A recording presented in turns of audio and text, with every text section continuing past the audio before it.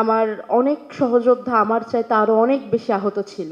ওই দিন রাষ্ট্রপতির বাসা থেকে আমাদের ঢাকা বিশ্ববিদ্যালয়ের টিএসসিতে অবস্থান করে ছোট থেকে বড় হয়েছে আমাদের সবার খুব প্রিয়, সবার খুব ভালোবাসার একটি কুকুর আছে, তার নাম হচ্ছে অভ্র। ও মোটামুটি একটা হাতির সাইজের। ওই দিন রাষ্ট্রপতির বাসা থেকে পুলিশ যেন ওর ওপরেও কোনো ধরনের কোনো আক্রমণ না করে, রাগ না দেখায়, ওকে আমি আর আশরেফা আমরা মোটামুটি কাঁধে করে নিয়ে আসছিলাম। এবং আমাদের আশঙ্কা যে খুব একটা ভুল ছিল না তার একটা ছোট্ট প্রমাণ আমরা পেয়ে যাই পরের দিন 15ই জুলাই, যেদিন ঢাকা বিশ্ববিদ্যালয়ের শিক্ষার্থীদের ওপর, বিশেষ করে নারী শিক্ষার্থীদের ওপরে আলাদা করে আক্রমণ করা হয়।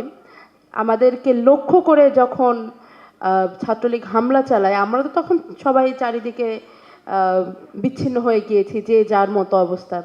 আমরা পরে আমাদের কলা ভবনের পাশ থেকে সরে গিয়ে ভিসি চত্বরে আবার একত্রিত হওয়ার চেষ্টা করি। সেখান থেকে তারা আমাদেরকে তাড়া করতে থাকে। 15ই জুলাইয়ের যত রক্তাক্ত ছবি সেগুলো ওই ভিসি চত্বরেরই। আপনারা 2 বছর পরে মনে আছে কিনা জানি না, কিন্তু আমি এখনো ভুলতে পারি না যে রোকেয়া চত্বর থেকে মানে রোকেয়া হল থেকে ভিসি চত্বরের দিকে যাওয়ার রাস্তাটাতে এক জায়গাতে এত বেশি রক্ত জমা হয়েছিল যে রক্তে পা পিছলে পড়ে একজনের মাথা ফেটে গেছিল। সেই দিন আমিও আহত হয়েছিলাম। আমার অনেক সহযোদ্ধা আমার চাইতে আরো অনেক বেশি আহত ছিল।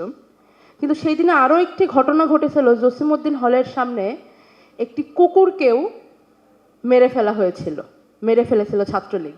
হাতের কাছে ছাত্রদেরকে পেটানোর জন্য না পেয়ে ওই কুকুরটার উপরে রাগ ঝেড়েছিল। এই জুলাই আমাদেরকে দেখিয়ে গেছে যে মানুষ বা মানবেতর কোনো প্রাণী, প্রাণ বা প্রকৃতির কোনো অংশই স্বৈরাচারের কাছে বিন্দুমাত্র নিরাপত্তা পায় না। তাদের কাছে দেশের মাটির, এই মাটিতে বসবাসরত কোনো কিছুর কোনো দাম নেই।